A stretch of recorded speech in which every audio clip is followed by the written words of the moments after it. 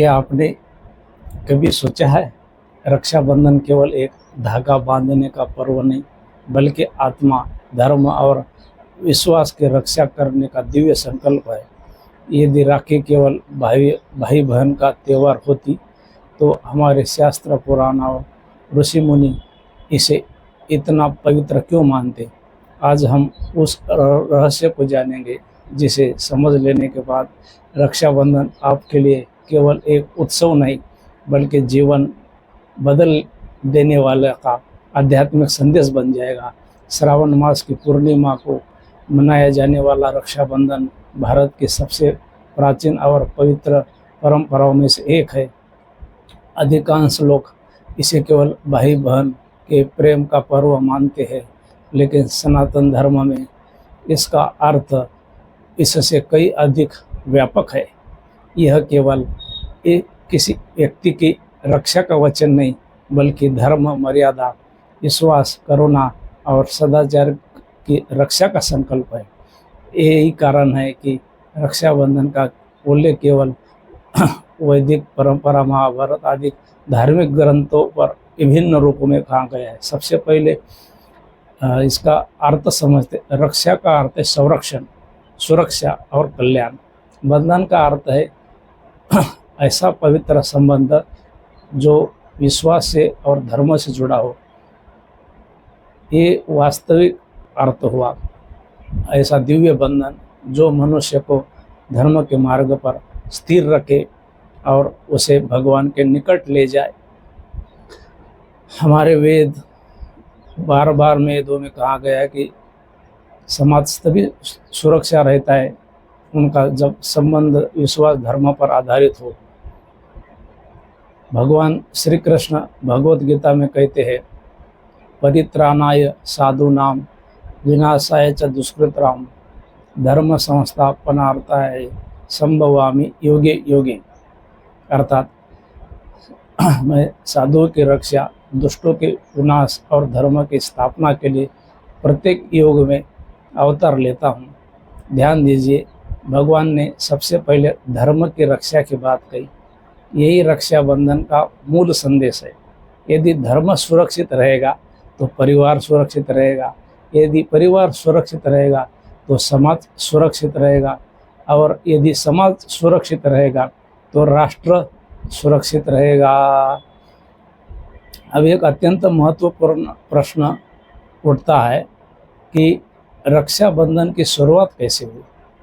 पुराणों में एक प्रसिद्ध प्रसंग मिलता है कि देवताओं और दानवों के युद्ध के समय देवेंद्र इंद्र असुरों से चिंतित थे। तब उनकी पत्नी सची गुरु बृहस्पति के निर्देशानुसार वैदिक मंत्रों से अभिमंत्रित रक्षा सूत्र उनके हाथ में बांध दिया। उस रक्षा सूत्र ने केवल धागे का कार्य नहीं किया, बल्कि उनके आत्मविश्वास, श्रद्धा और धर्मनिष्ठा दृढ़ किया। इसके बाद इंद्र ने युद्ध में विजय प्राप्त किया। जिस रक्षा सूत्र से महान बलि को बांधा गया था, उसी रक्षा सूत्र से मैं तुम्हें बांधता हूँ। हे रक्षा सूत्र, तुम अटल रहो और सदैव रक्षा करो। ध्यान दीजिए, इस मंत्र में कहीं भी केवल भाई और बहन का उल्लेख नहीं है। यहाँ रक्षा सूत्र और धर्म आस्था का शुद्ध संकल्प का प्रतीक है। अब आगे आने वाला प्रसंग और भी अद्भुत है। बहुत से लोग रक्षाबंधन को केवल एक पारिवारिक उत्सव मानते हैं, लेकिन महाभारत में भगवान श्री कृष्ण और द्रौपदी का ऐसा प्रसंग मिलता है जिसने इस पर्व को आध्यात्मिक ऊंचाई प्रदान की। इसी प्रसंग में छिपा हुआ है रक्षाबंधन का गहरा रहस्य, जिसे समझे बिना इस पर्व का वास्तविक महत्व अधूरा रह जाता है। इसलिए अंत तक अवश्य बने रहे। अब तक हमने समझा कि रक्षा सूत्र केवल भाई बहन का पर्व नहीं, बल्कि धर्म, विश्वास और संरक्षण का दिव्य संकल्प है। अब हम उस प्रसंग की ओर चलते हैं जिसे सुनकर करोड़ों लोगों की आंखें श्रद्धा से भर जाती हैं। यह प्रसंग हमें बताता है कि सच्ची रक्षा केवल बल से नहीं, बल्कि प्रेम, त्याग और भगवान की अटूट विश्वास से होती है। महाभारत में एक प्रसिद्ध प्रसंग आता है। एक बार भगवान श्री कृष्ण ने शिशुपाल के वध के समय सुदर्शन चक्र का प्रयोग किया। चक्र लौटते समय उनके तर्जनी में हल्का सा घाव हो गया और रक्त बहने लगा। वहाँ उपस्थित लोग उपचार के उपाय सोचने लगे, लेकिन द्रौपदी ने बिना एक क्षण का विलंब किए बिना अपने साड़ी का एक छोटा सा पल्लू टुकड़ा फाड़कर भगवान श्री कृष्ण के उंगली पर बांध दिया। वो कपड़े का छोटा सा टुकड़ा बहुमूल्य वस्त्र से अधिक था, क्योंकि उसमें निस्वार्थ प्रेम, श्रद्धा और सेवा का भाव था। भगवान श्री कृष्ण ने उसी क्षण मन में संकल्प लिया कि समय आने पर मैं द्रौपदी की रक्षा अवश्य करेंगे। बाद में जब कौरव सभा में द्रौपदी के चिरहरण का प्रयास हुआ और संसार के सब सारे टूट गए, तब उन्होंने पूर्णतः समर्पण भगवान श्री कृष्ण को पुकारा। उसी समय भगवान ने उनकी लाज के रक्षा की और उनकी साड़ी अनंत होती चली गई। यह प्रसंग केवल चमत्कार की कथा नहीं, इसका सबसे बड़ा संदेश यह है कि भगवान उस प्रेम को और उस सेवा को कभी नहीं भूलते जो निष्काम भाव से की जाती है। सच्चा रक्षाबंधन वही है जिसमें स्वार्थ नहीं, समर्पण हो। अब एक प्रेरणादायक कथा सुनिए। एक छोटे से गांव में दो भाई रहते थे। बड़ा भाई हर वर्ष अपनी बहन से राखी बांधवाता था और उसे उपहार देता था। छोटा भाई बहुत गरीब था, उसके पास देने के लिए कुछ भी नहीं था।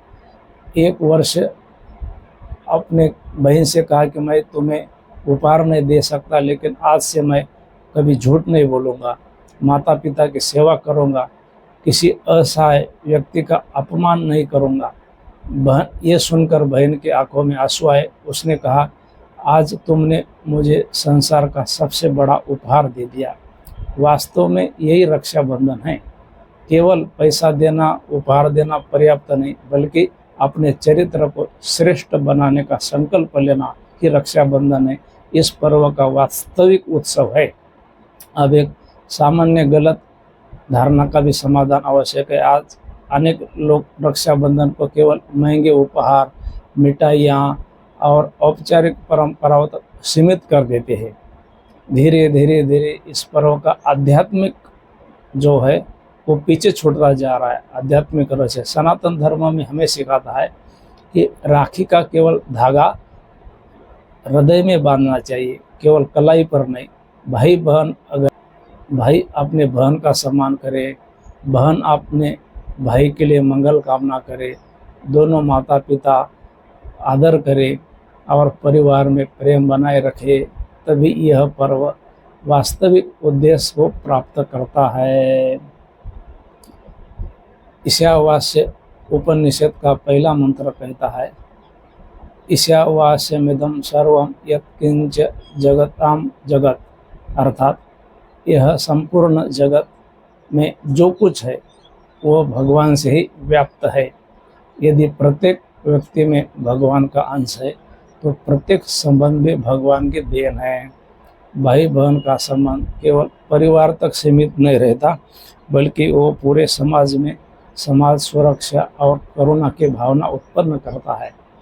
यही कारण है कि प्राचीन भारत में अनेक स्थानों पर गुरु अपने शिष्यों को रक्षा सूत्र बांधते थे।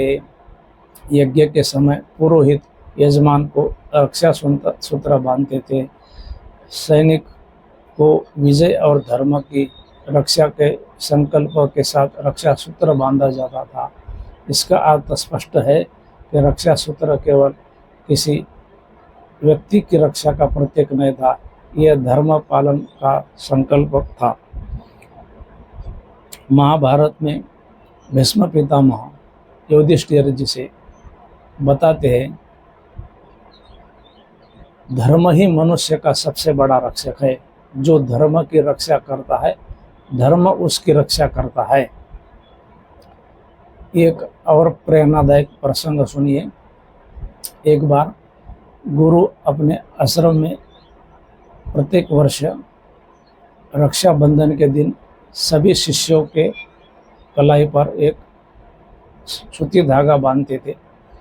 एक दिन एक शिष्य ने पूछा, गुरुदेव, इस साधारण धागे में ऐसी क्या शक्ति है?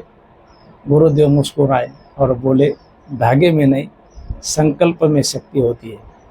यदि यह धागा तुम्हें हर बार सत्य बोलने, माता पिता का सम्मान करने, गुरु की आज्ञा मानने, किसी निर्बल की रक्षा करने और भगवान का स्मरण करने की याद दिलाए, तो यही धागा तुम्हारे जीवन का सबसे बड़ा रक्षक बन जाएगा।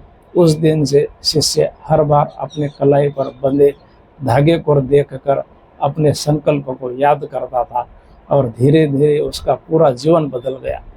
यही रक्षाबंधन का वास्तविक चमत्कार है।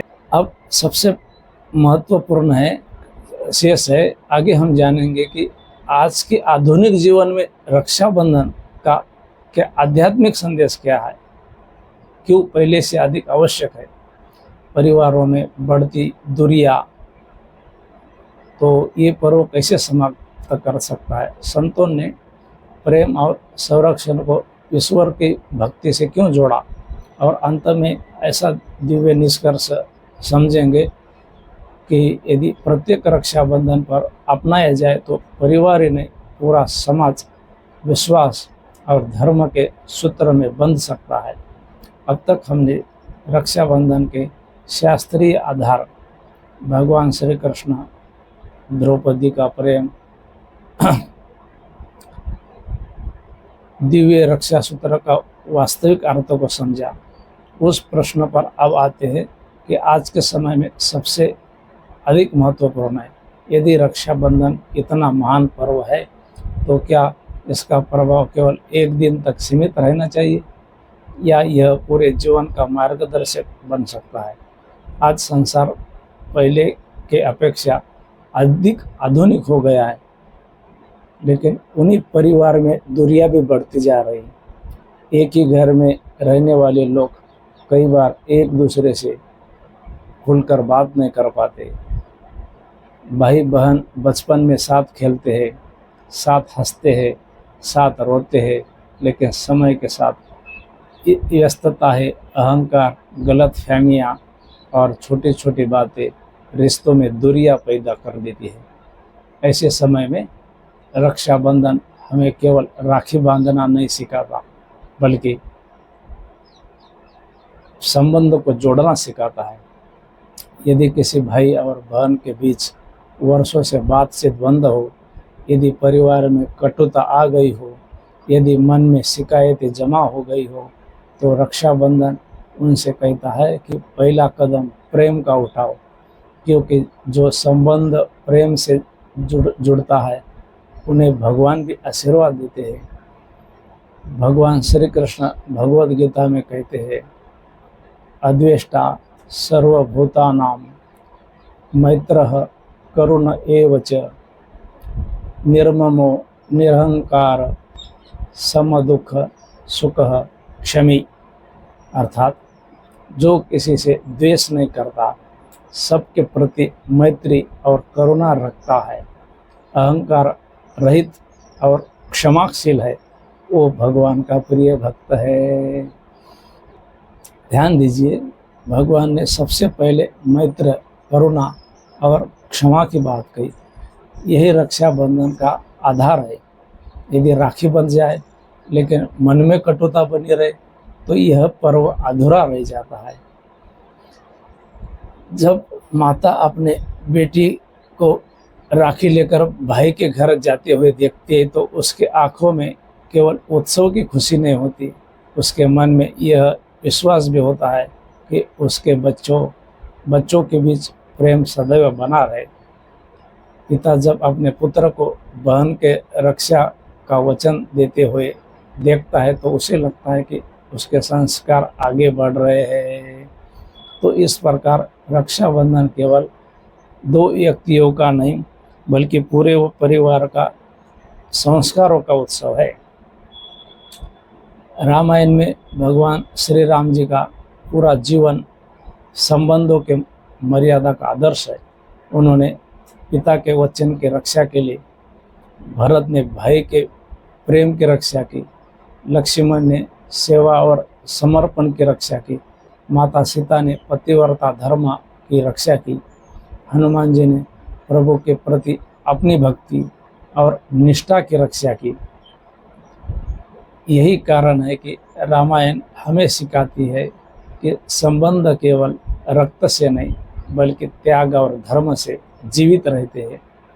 गोस्वामी तुलसीदास जी भी कहते हैं, परहित सरिस धर्म नहीं भाई, पर पीड़ा सम नहीं अधमाई। अर्थात दूसरों का हित करने से बड़ा कोई धर्म नहीं और दूसरों की पीड़ा देने पर कोई इतना बड़ा अधर्म नहीं। इसीलिए अगर इस चौपाई को रक्षाबंधन के दिन अगर जीवन में उतार दिया जाए तो परिवार आधे से अधिक वाद विवाद स्वयं समाप्त हो जाएंगे। रक्षाबंधन हमें सबसे पहले यह सिखाता है कि संसार का प्रत्येक संबंध भगवान की देन है। माता पिता, भाई बहन, गुरु शिष्य, पति पत्नी, मित्र और समाज, ये सगे संबंधी तभी तक सुरक्षित रहते हैं जब तक उनमें प्रेम, विश्वास और त्याग और धर्म जीवित रहता है। जैसे स्वार्थ इन संबंधों पर हावी होता है, सबसे मजबूत बंधन भी कमज़ोर होने लगता है। इसलिए रक्षा सूत्र केवल कलाई पर नहीं, यह हमारे विचारों पर, यह हमारे वाणी पर बनता है, यह हमारे आचरण पर बनता है। यह हमें बार बार याद दिलाता है कि हमें अपने संबंधों की रक्षा करनी है, अपने चरित्र की रक्षा करनी है और सबसे बढ़कर अपने धर्म की रक्षा करनी है। भगवान श्री कृष्ण भगवद गीता में कहते हैं कि स्वधर्मे निधनम श्रेयः परधर्मो भयावह। अर्थात अपने धर्म पर दृढ़ रहना ही कल्याण है, अपने कर्तव्य और मर्यादा का पालन करना ही जीवन की वास्तविक सफलता है। यदि यह संदेश, यह मार्गदर्शन आपको के हृदय को स्पर्श कर गया हो तो इसे अपने परिवार, अपने मित्र, उन सभी लोगों को अवश्य साझा करें ताकि रक्षाबंधन का यह दिव्य आध्यात्मिक संदेश अधिक से अधिक लोगों तक पहुँचे और सभी के जीवन में प्रेम, विश्वास, धर्म और भगवान के कृपा का प्रकाश फैल सके। जय सिया राम, जय सिया राम, जय सिया राम।